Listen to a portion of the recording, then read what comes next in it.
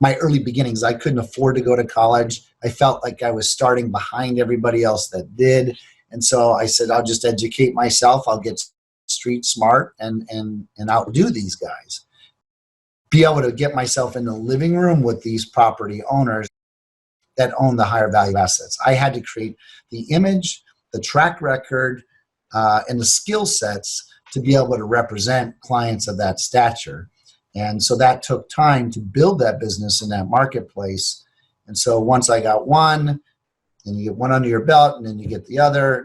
We had, like I said, we had a sale at 17 million, 16 million, 12 million, all last year, which represented the three highest sales in our market.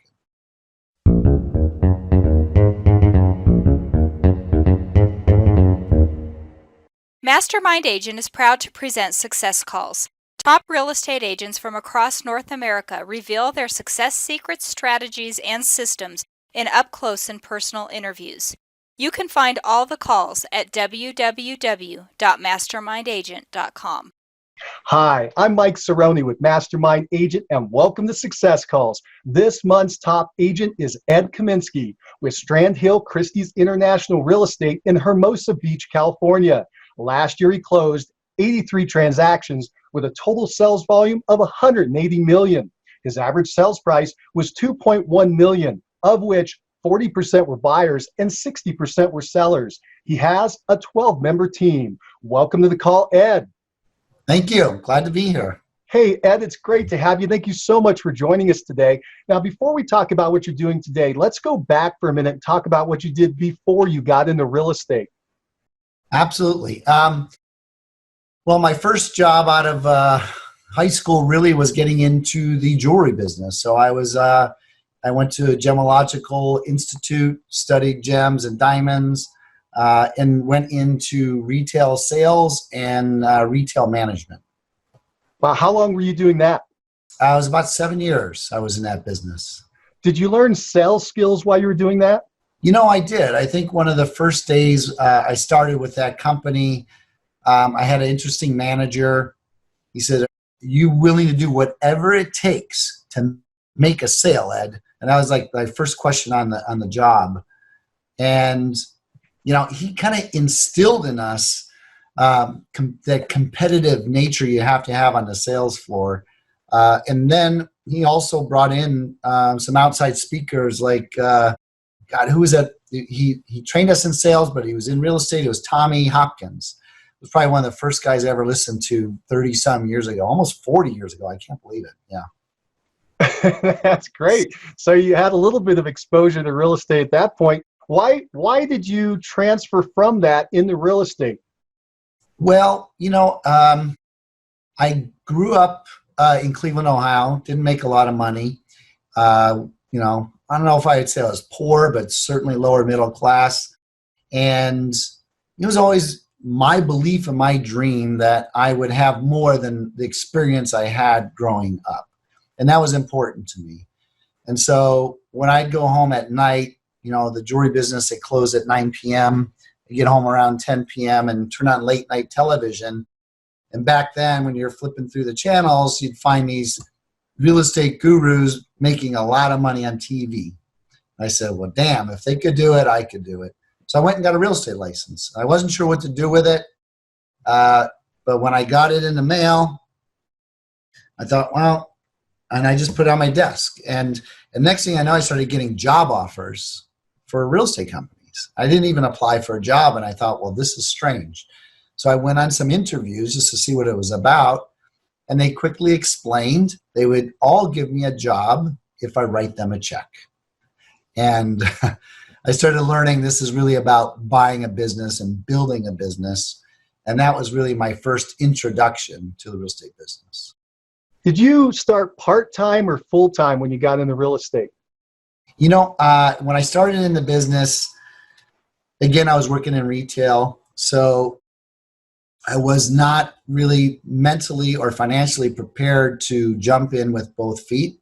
I wanted to understand that business. So the way my career started was if I was working in the jewelry store from 9 to 5, I would take a quick dinner break and I would go to the real estate office and work from 6 to 9 p.m. because I believe that the day ends at 9 o'clock like retail stores do. That's just, I was trained at 18 years old. That's what the working hours are. So it was easy for me to just go back to work at 6 o'clock. So I worked from 6 to 9, literally just cold calling for 3 hours and then going home. And then if I had to work the 1 to 9 shift in the jewelry business, I would door knock from 9 to noon. I did that for about the first 5.5 months in the business until I got my first deal. That first deal was in 1987 in December that closed. And I remember seeing that commission check for $3,000 for the real estate. And then I saw one for $3,000 on my jewelry side. I had $6,000 and I said, you know what? I've made it. And that's when I put it in and jumped in with both feet. I quit my job in the jewelry business and went full-time in 1988. And that was, to answer your question, yes, started part-time for 6 months, and then I went in full-time thereafter. Now that first full year, 1988, did it work well? Did you sell a lot of homes? Did you struggle? What happened there? It worked well from my perspective. I worked the same habits that I did in the retail business of just getting in there early and working all day. So my focus then was to outwork everybody and get some deals done. I started out being trained that if I just got 2 listings a month and 1 sale a month, I was on the right track.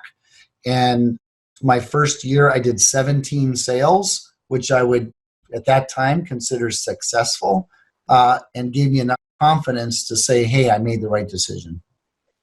First, a quick word from our sponsor, RealGTV, Real Estate Agent Lead Generation Television. Need more referrals? Get a free script and simple 3-part plan used by a top agent to receive and close 74 referral transactions in 1 year. Just go to freereferralscript.com. That's freereferralscript.com. Now, back to the show. You mentioned that at the very beginning when you were part-time that you already were establishing the habit of prospecting. You were calling in the evenings or door knocking in the mornings. How did you know to do that? I'll tell you how I knew. It was one of the first days on the job. In the retail jewelry business, when you're running a store or a salesperson, your job is to sell the person that's standing in front of you something. And they were always there. They would just flow into your store and you sell them something. So I thought that's how it worked in real estate. So I showed up at the real estate office and I sat down. And I was waiting for customers to walk in so I could sell them something. And I was like, literally, waiting for like 3 days. And then the manager walked up to me and said, what are you doing? So I'm waiting. Waiting for what? I said, I'm waiting for a customer. Well, they're not here. You need to go find them. So he quickly educated me to go out and go find your own business. And he said, try door knocking. And I asked where, and he said, just pick a neighborhood. And I went out. And I'll never forget the first door I knocked on. They answered the door. I said, do you want to sell your house? And they said, yes. I said, okay. And I drove back to the office. And he goes, what are you doing back so fast?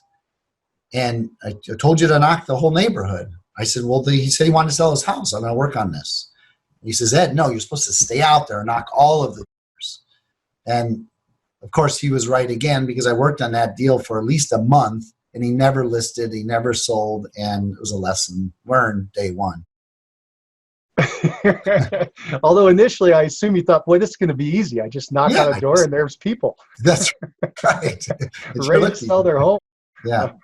Well, very nice. So let's move forward through time. Let's bring us up to today. Now, how long have you been in real estate? Now 32 years. 32 years. So it's been a long haul. It must have been a good one. Let's talk about some of your stats so people get a quick background on you. How many homes did you sell last year, and what was the sales volume?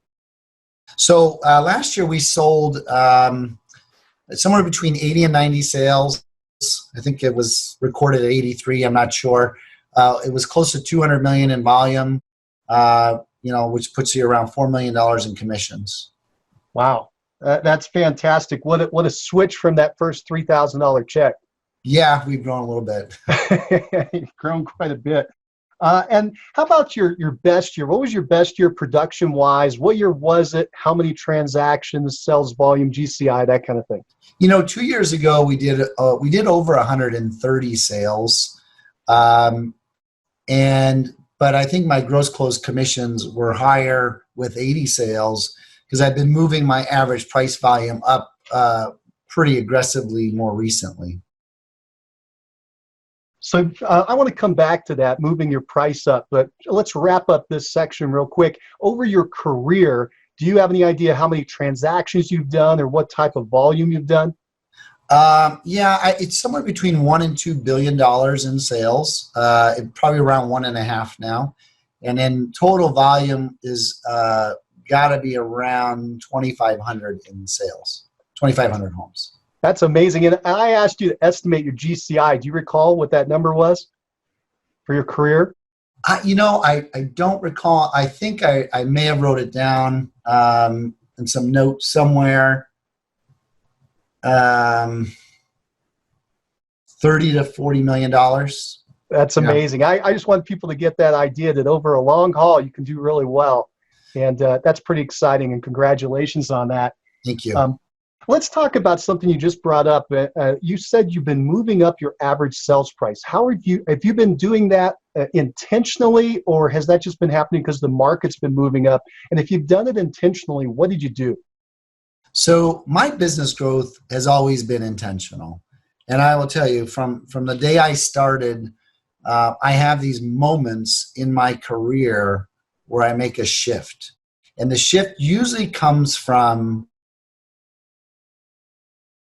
events I go to. I'll go to a Mike Ferry seminar and I'm sitting in that room and I'll sit next to somebody who just said they just did 2,000 deals on Tuesday or whatever, some crazy thing. I'm like, what? And you get inspired and you learn something. And I've been a habitual person looking for knowledge, right? I'm constantly feeding my mind with books and audibles and events and seminars and mastermind groups and learning from others. I just feed on that. And I think partially that's because of my early beginnings. I couldn't afford to go to college. I felt like I was starting behind everybody else that did.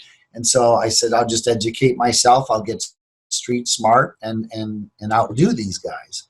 And so that habit continues today. So these moments have happened in my career, and I'll give you a couple of them. Because moving up the price was intentional, but I didn't learn that until a certain point in my career. But the first point in my career that I learned was committed to was I wanted to sell 50 houses in a year. I didn't care how much they were. I didn't care if they were $1 or $1 million. I just wanted to know how to do 50 deals in 1 year.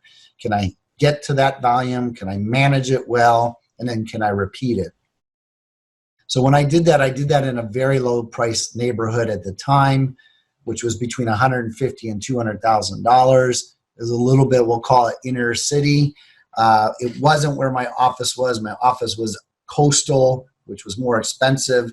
I didn't have the confidence. I was newer. I was shy. I wanted to build the confidence. So dealing with people I felt would respect me was where I moved to. And so working in the lower end made sense to me at that time. Had I had that same mindset and worked in the high end early, who knows where I'd be today. But that was my first decision, 50 deals in 1 year. Then I said, oh my God, I'm not selling any homes in my market where my office is, which was way more expensive. And I basically said, God damn it, I'm not going to take it anymore. And I said, I'm going to sell homes in my market. Made that shift. And I said, I stopped. So the first thing I did was I stopped calling expired listings under a certain price point. I stopped doing open houses in those markets where those lower prices were. And I started hunting for a little bit closer to where my office was for clients. So I switched my cold calling to there, my door knocking to there, my marketing to there, everything. Over now, I've shifted that closer and closer to the water. As in our market, the closer you are to water, the more expensive it is. So I've just adjusted that marketing to the closer beachfront properties. That's been the major shift. And so in this last year, when you wanted to increase the price even further, did you move right up to the beach? Yeah, last year I represented, I think, 3 of the 4 highest sales in our marketplace. So I went right after the top end, and it didn't happen just last year, but it was the culmination of events over the last 5 years that has allowed me to be able to get myself in the living room with these property owners that own the higher value assets. I had to create the image, the track record, and the skill sets to be able to represent clients of that stature. And so that took time to build that business in that marketplace. And so once I got one, and you get one under your belt, and then you get the other. We had, like I said, we had a sale at 17 million, 16 million, 12 million, all last year, which represented the 3 highest sales in our market. When you're selling a home at that level, are you doing a lot of extra work based on what you were doing, say, early in your career when you were selling an inexpensive home? It is completely different. I'd like to say it's all the same no matter what price it is, but it's not true. The requirements that are expected from a seller at that level, they expect you to know the inside scoop of everything going on in the marketplace, every sale going on, every buyer walking around, who's got that money, who's spending it, and how do you reach them? They want updated and they want smart answers. You can't just get away, well, the market's a little slow today. You have to have specific answers. What's going on with the economy? What's going on with the global market? What's going on with the political market? All these things that affect movement of money in that level. So you have to have more communication. You have to have more intelligent communication. You have to have marketing prowess and know how to reach those buyers that are going to spend in that price range. Yeah, you've mentioned several times working in this very high-end, ultra-luxury market, that you have to have this market knowledge, this unique market knowledge, know where the buyers are. You mentioned that a couple times. What does that mean? How do you find out where the buyers are in this ultra high-end market? You have to really dive in, and for me, it's being overcommitted to gaining this information and knowledge, and it takes time to do that. So it's talking to every broker in town, and what listings are they working on, what buyers do they have, and then being able to remember that. What sales just took place and who bought it? It was Dr. and Mrs. Smith, and why did they buy it? Where did they come from? Were they moving in from out of the area? You have to be thirsty for that information and then retain it. So when you have the knowledge of where this money is moving from actual transactions, you can speak intelligently about it with your own client base. So it's staying tight with the brokerage community and getting that information and paying attention to it, and then being able to recall it when you need to when you're with clients. It sounds like you've developed a passion for the higher end. You're in it so deep. It's like somebody who loves sports and they love baseball and they know all the stats of all the players. It sounds like that's the level that you've had to move to so that you can operate in this market. I don't know how you can operate in that area or arena if you don't have that knowledge, because these clients expect that information, they want it, and they're all going to talk to 2 or 3 or 4 people. Everybody knows 10 brokers. 3 of them may be well qualified to handle it, and then of those 3 that you're competing with, you have to be able to stand out, and it's going to be based on their belief, your track record, and your knowledge base, and that's what they're looking at. How are you networking with the other brokers that are working in this high end? Do you all have a mastermind meeting that you come to? Do you just bump into one another on the street? How is that happening? It's pretty purposeful. From day one when I got involved in the real estate business, you're either in a buyer's market or a seller's market. You're rarely in this like middle of the road market. And I learned pretty early that as the market was shifting down in the beginning of my career, I was like, wow, I need these agents to sell my listings. They're not easy to sell. So I said, I've got to be nice to these agents. And then the market shifted and it became a seller's market. And I said, oh shit, I got to get my offers accepted. I need to be nice to these agents. And so I've remained professional with them. It's real, right? You have to be real with these people, meaning professional, give them information that might be helpful for them, help them out on a deal if you can. So you have to establish that base first. Then if you're running into them on the streets, you can have a conversation. You can pull information from them. They will share information with you. Other things are purposeful. We've created continual get-togethers from multiple groups of competing brokers that we meet with each week. And I have several of these. I have 3 specific ones I do every single week.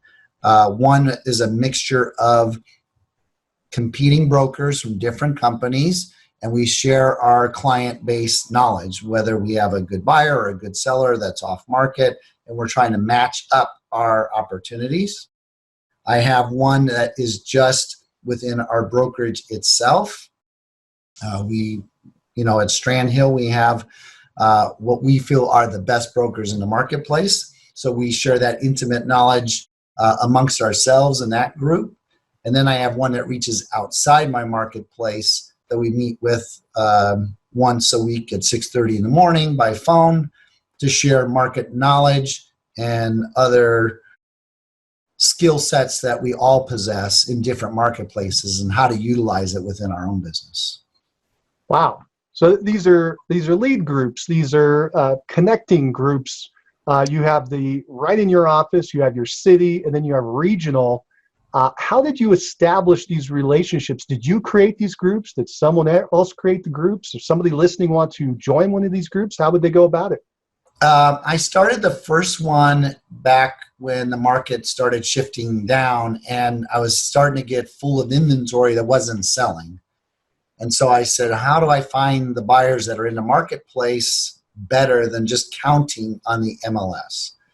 So I basically called what I thought were the top 25 agents in the market and asked if they'd like to meet once a week. And then you'll find within those groups information that you don't want to leave the group will leave the group. So we ask those people to leave the group. So you have some that aren't showing up. And so we ask them to leave the group. And so it gets grouped down to a group of people that are trusted, that protect that information for the group, that you can trust. And so it takes time to create the right group, but that's how we did it. How many people are in the group now? Right now, our competitive broker group is running between 12 and 15 people. Our Strand Hill group is large. We're closer to 70 people, but that's like a brotherhood because we're all in the same brokerage. How about the regional group? How big is that one? The larger group? It's 12 people. How many? That's really my mastermind group, and that's 12 people. 12 people. Okay. And that's the one that goes nationally or regionally beyond your city? That's correct, yeah. Very nice. I want to go back for a minute in your journey. You said that initially you were working the low end and that you wanted to start moving closer to your office. How long had you been selling in, I think you said the inner city or the lower end, before you felt enough confidence to start selling more expensive homes? So 88 I started. Quick side trip.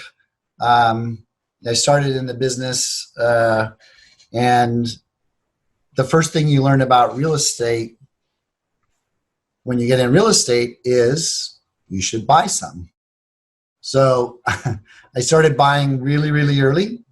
And of course, I was new and, not bruised yet.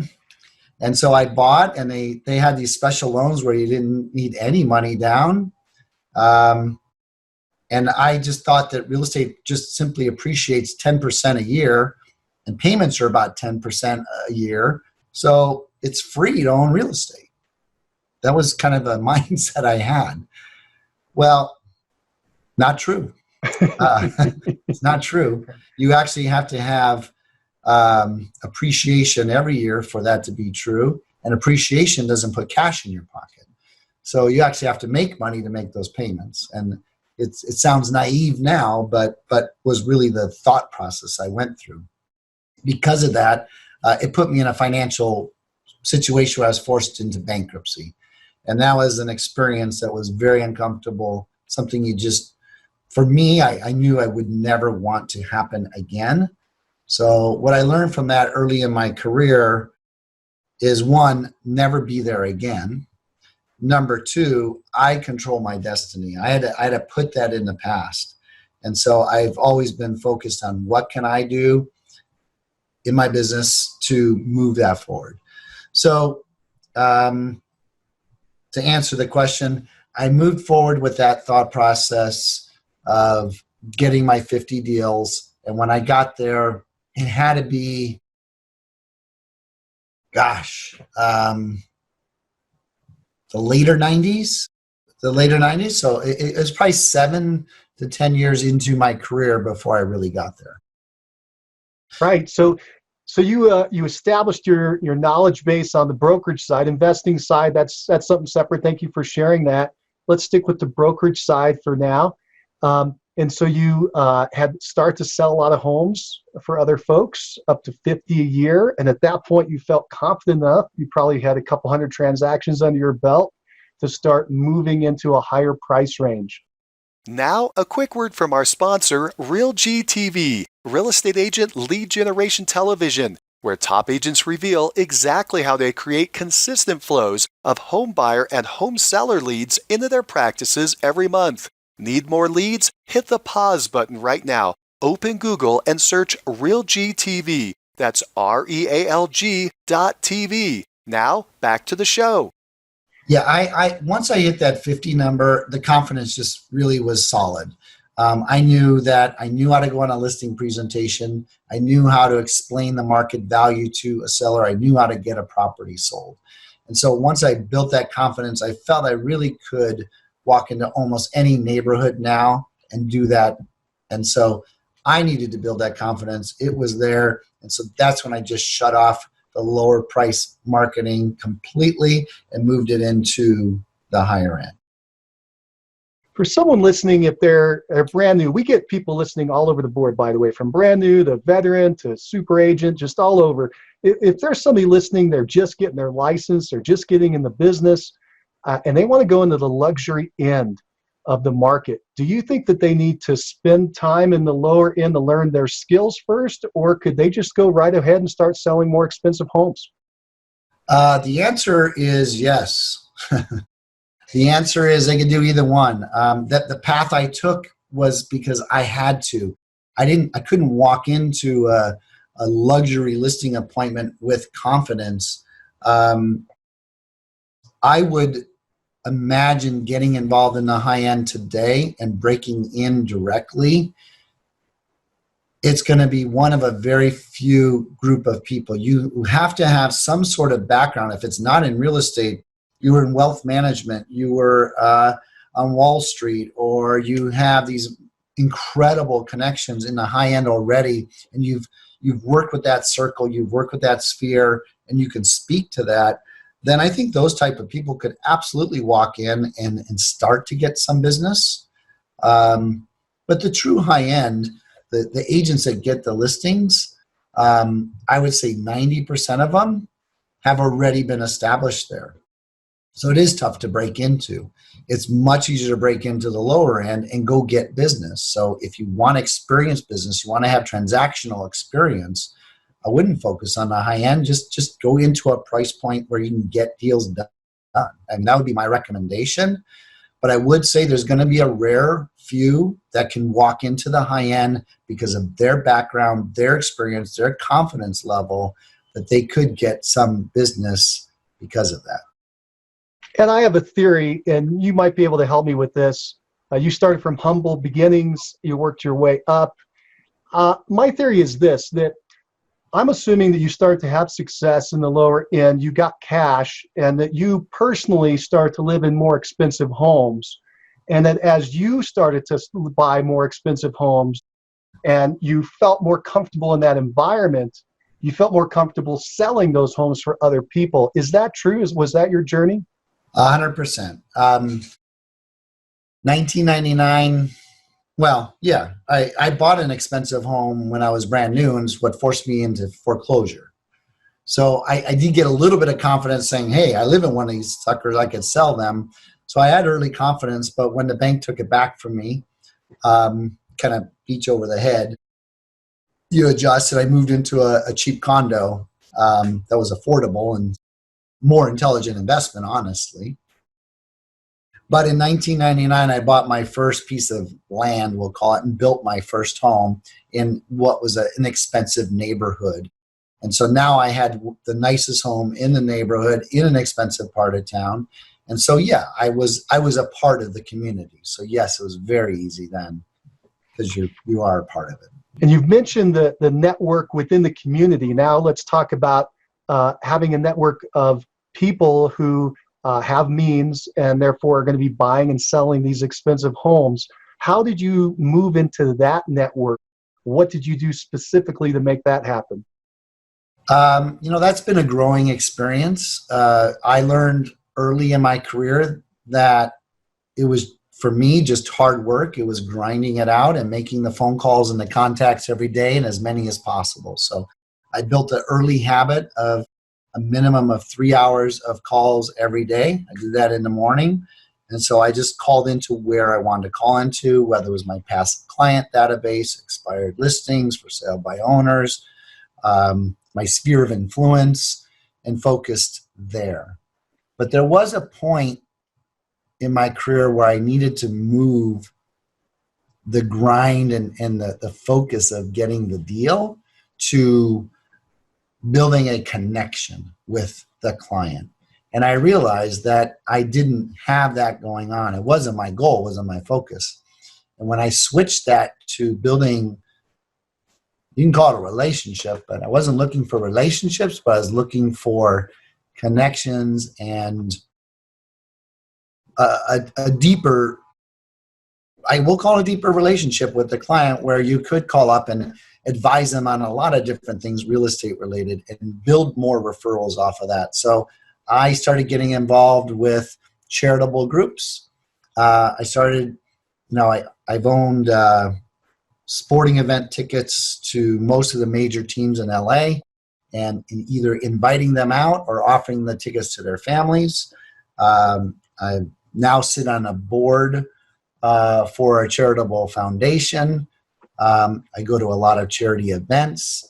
I get involved in the community events. I support the community schools, attend those type of events. So, now it's an interconnected, more inclusive part of what I do with the client base. When you're in these groups that are outside of real estate, obviously business is happening from that. And my question is, how is the business happening? Are you actively asking for business, or is it happening because people just see that you're doing these other good things in the group and they want to participate with you? Have you introduced yourself as a real estate agent? How do they know you're in real estate, and how are you asking for business? So, when you're in a community, a smaller community, and you're marketing yourself, you do become known as being in real estate. So it's hard for me to walk around and not be known. I think more people know who I am than I know who they are. But in those environments, I'm not walking up to someone and saying, hey, you want to buy a house, right? It's more or less they're coming to you for knowledge. What's going on, Ed, in the market? What's my house worth? What do you see as trends in the marketplace? So they're coming to you for knowledge because they already know that you're in the market and you are successful and have a track record, and therefore they'll ask you that information. So you're not looking for it as much as you're engaging in proper conversation. It allows them to think this is the right guy to talk to. Ed, you've built up a team. You have a lot of people running around. We're going to talk about the team in a minute. But before we do, this is my question. Are you still in production? Are you still listing and running around with buyers? I'm the main guy. I go on almost all the listing appointments. I do hand select the buyers I work with. My really, really great past clients that I'm still connected with. And then over a certain volume amount, I'll personally, or dollar amount, I'll personally handle. And then we have buyer's agents that, are working with the newer clients or price ranges that I'm typically not working in. But we still, as a company, handle all price ranges. It just depends where that is, who's going to personally handle it. And you've been doing this for 30 years now. Are you still prospecting every day? I am, every day. I still have a red zoned out of my calendar, blocked off. My staff knows not to bother me, don't talk to me, and that's where my outbound calls go. You mentioned Mike Ferry and the Mike Ferry organization earlier in the prospecting. Are you still following those principles? I am. It's what I grew up on and what I've learned. And I listen to a lot of different outside resources just in case there's something out there that makes sense, and I try to pay attention. But when it comes down to controlling my business, which I try to remain in control of, going down to those basic principles of connecting with your client base, your database, your sphere of influence, and actually talking to them is what it comes down to properly control and grow your business. Could you give us an idea, Ed, of what your daily schedule looks like, and in your weekly schedule? What are you doing each day? So I get up usually between 5 a.m. and 5:30 to go to the gym. I'm trying to watch what goes in my body. So I've got a health coach now who tells me when I can eat, what I can eat. And I just follow his little app, and then he tells me what workout I should do today. So I just follow his coaching in the morning. Then I'm in the office by 7 to 7:30. And I'm usually dealing with email cleanup at that time, setting my goals. I do affirmations. I write my affirmations for the day. And then reviewing my goals for the day, the week, and the month, and the year. And then I'm on the phones by 8:30. So 8:30, I'm checking with my hot leads, my past clients, calling my database and my sphere of influence. And how long are you making those calls? Those are scheduled for 2 hours, so 8:30 to 10:30. Then I meet with my staff at 10:30 to 11. And then at 11 o'clock, I break my fast. That's per my health coach. And I eat my first meal. And then the rest of that time between 11:15 and 2 o'clock, 1 o'clock, I'm usually on my first appointment. So I try to set listing appointments at 1 o'clock. Everything else in between is dealing with deals in process, hot lead follow-up if somebody's available at that time. So that is the most scheduled part of my day, is from 5:30 to about 2 o'clock. After 2 o'clock, it's like whatever is of the utmost importance. But, good or bad, I still have the old habit of working past 6 o'clock because I just thought that's when the day ends. And I also realized that everything I put out between 6 p.m. and 8 p.m. is in the rest of the world's eyes over time, and that's where I really try to beat the competition. Do you work on the weekends? I work Saturdays. One of my favorite days to work. It's unscheduled. I'm just dealing with the little things that have popped up or the important clients I need to meet. My staff is not around.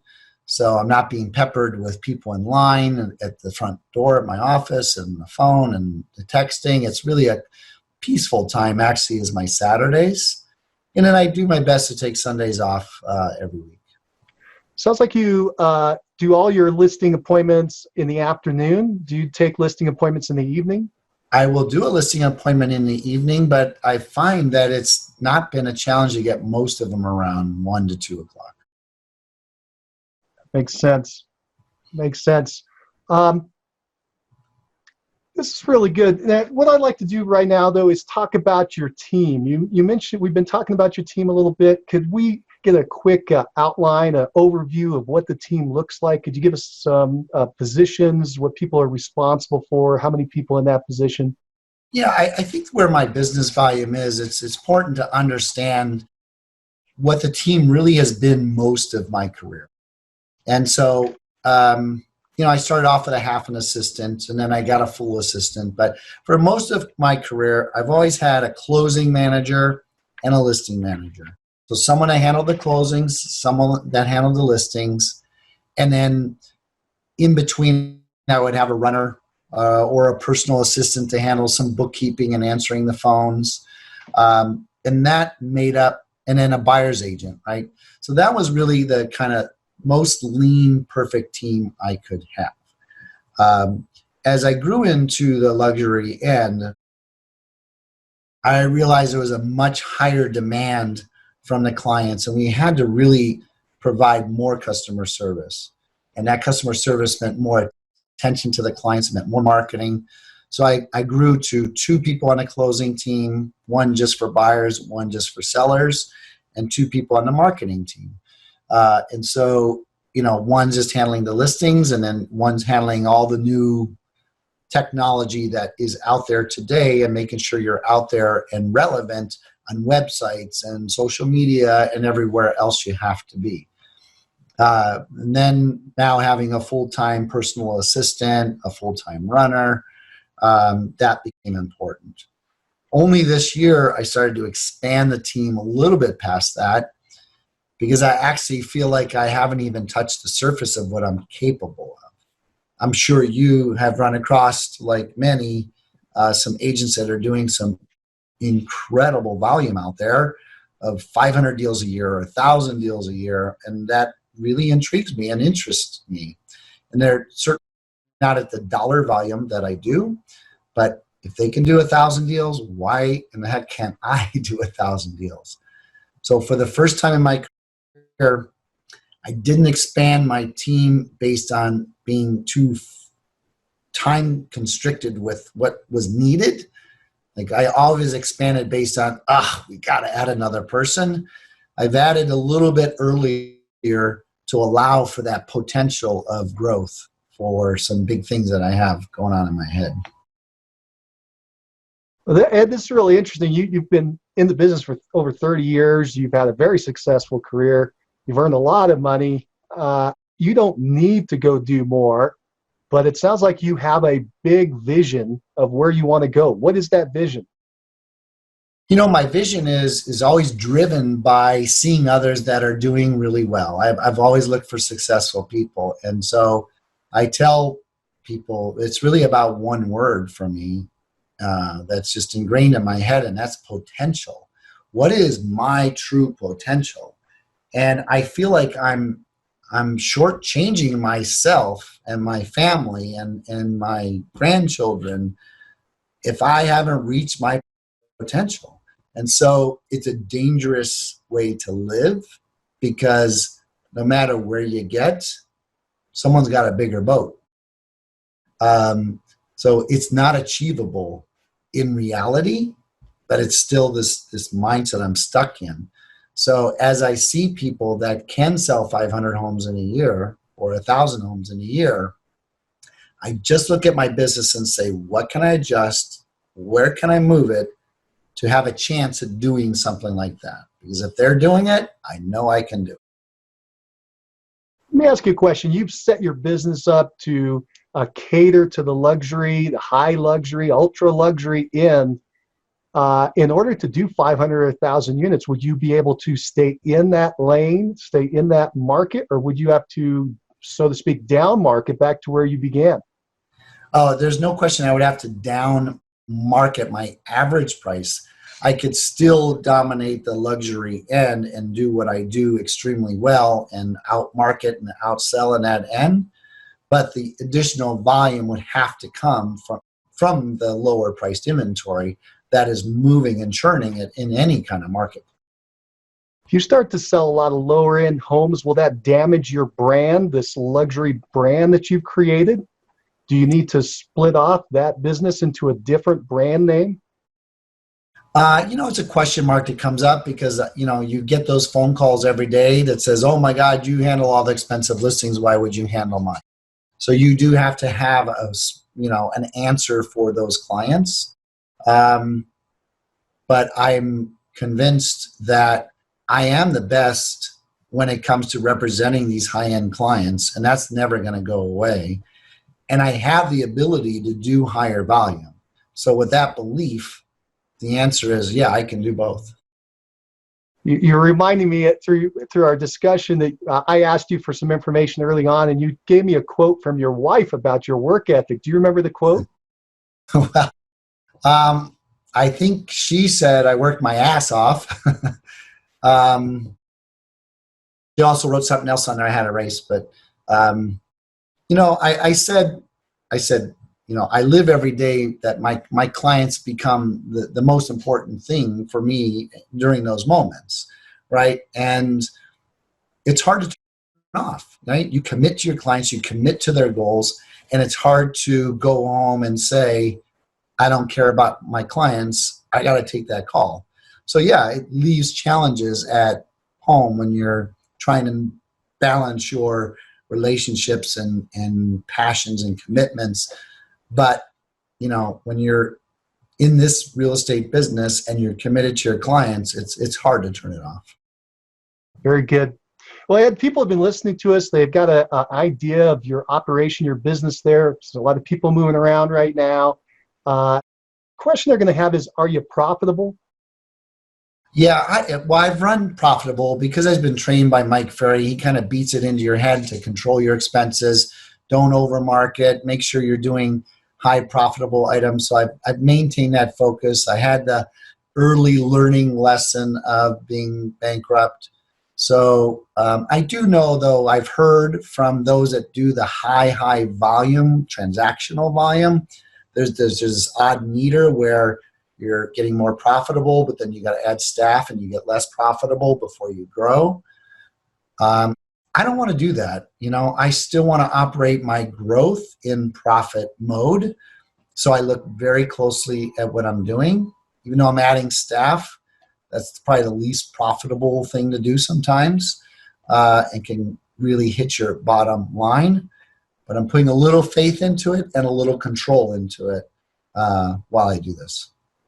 You've been working this high end, and people are curious whether you're profitable, which you mentioned. Thank you. What type of net profit margin as a percentage are you able to achieve when you're working the high end? It's going to be, I don't know the exact percentage, but I can tell you it's below 50% of your gross volume. So, because you have volume that goes to, other agents on your team, you have staffing, you have overhead. But yeah, you're going to operate under a 50% profit level. To take it down to a specific number, I can't tell you for sure. But I do know when you're trained, if you're running a clean real estate business, your goal should be 30% expenses, 70% profit. That is really the ultimate goal. That's a lean, mean machine. And there's agents I know in this business that operate at that level, that do the type of volume that I do, and that's impressive. And it can be done, but it's done because of work ethic. It's done because of the business you're building is coming from your own efforts, and you're not buying a lot of business. You're not overspending for business. So you can operate at a 70%. I think that should be anybody's goal. Yeah, that's very healthy. 70% is pretty fantastic. Yeah. It's usually those are the numbers I usually hear for a single agent, a solo agent, or Yes, maybe with an assistant. They're really exactly. focused. Yeah, exactly. And I know the big volume teams are probably operating at, 20 to 40% profit that are doing the big numbers is my guess. Is Yeah, that I would say right? probably in that 20% range. Yeah. And that was another question I had for you. If you start to go down market, I assume it's going to put pressure on your net margin percent. Yeah, it depends how we're getting that business and what other people in the market are in the team are handling it and how much you're paying them for those deals. But it is less expensive to move that inventory, to market that inventory than it is the high end. You're not writing a check for a $20,000 staging bill or whatever it might be. So there's benefits to working that lower price market. True. Ed, what drives you? I said it earlier, and I think that's all it really is just it's that insatiable desire to determine what my potential is. I can't help it. And I don't know, it's because I had sand kicked at me when I was 8 years old, and I was a skinny little boy and got beat up, or what it is for sure. But I always said I could be as good as the other guy, and I've lived that since I was a kid. And I think I wake up feeling that way every day, and I want to prove it to myself. Very good. And if you were going to advise a brand new agent just getting in the business, what would you tell them to do first? Set a schedule. Get a really clear schedule. Identify exactly what you're going to do every day. And more importantly, be detailed about who you're going to contact, how many people you're going to contact, and don't show up on Monday morning without knowing the entire contact list for the entire week. You show up Monday without that list, you're just going to find out it's Friday before you know it. So a very detailed, clear schedule with your absolute list of who you're going to contact, how you're going to contact them. Don't go out there trying to buy the business, you'll go broke. Very good. Well, Ed, I've come to the end of my questions for today. Do you have any parting thoughts for the listeners? I think depending on what time of the year you're listening at, take a really hard look at your plan, your business plan, and make sure you're connected with it. You're clear with what that is. The sooner you can really understand where you want to go, then you can detail out the list of the steps to get there, and then fine tune it down to a daily commitment, a daily plan. Because if you can get your annual plan figured out, you can get your monthly plan figured out. If you get your monthly plan figured out, you can get your weekly plan figured out. If you know what you need to accomplish in a week, you know what you need to do in a day. If you know what you need to do in a day, you know what you need to do in an hour. If you know what you need to accomplish in that hour, you know what to do right now, which is probably pick up the phone. Fantastic. Well, Ed, this has been so much fun. I really appreciate you coming in to chat with us today. You got it. Thanks for having me on the call. I appreciate it. Thank you, Ed. Well, that's it for now. Thanks for joining us on Success Calls. Keep moving forward. Bye. Bye. If you like the show and want to know when the next one's coming out, click the subscribe button. And if you want to hear more episodes like this, give the show a 5-star review and write a quick comment. I read them all, and it motivates me to keep going and share the top agent success stories with you. Thanks. If you're looking for more ways to generate leads, check out our sponsor, RealGTV, Real Estate Agent Lead Generation Television, and their giant database library of video trainings where top agents reveal, demonstrate, and discuss their best lead generation methods. Visit RealGTV, REALG.TV. If you're low on funds or just want to get the maximum leverage, check out my masterclass webinar titled Top 5 Free Lead Sources for Real Estate Agents. Learn more at freeleadtime.com. That's freeleadtime.com. Oh, and if you have a real estate friend who needs some inspiration, tell them about the Success Calls podcast. And don't you forget to subscribe right now to hear all the great top agent ideas. Keep moving forward. You've been listening to Success Calls on the Mastermind Agent Network. where top real estate agents from across North America reveal their success secrets, strategies, and systems in up-close and personal interviews. You can find all the calls at www.mastermindagent.com.